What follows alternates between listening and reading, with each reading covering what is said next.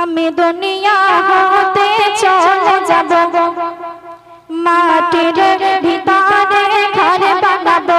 আমি দুনিয়া হতে চলে যাব, মাটির ভিতরে ঘর বানাবো। আমি নবীর প্রেমেতে ঘুমিয়ে যাব,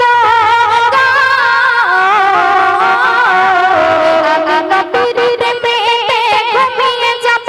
নিদু শান্তি সুখাই জীবন কাটাবো। আমি দুনিয়া হতে চলে যাব, মাটির ভিতরে ঘর বানাবো। আমি দুনিয়া হতে চলে যাব, মাটির ভিতরে ঘর বানাবো। তো সেই কবরের মধ্যে আমাদের সঙ্গে কি ঘটনা ঘটবে তবে ছন্দের মাধ্যমে লিখছে, শুনুন।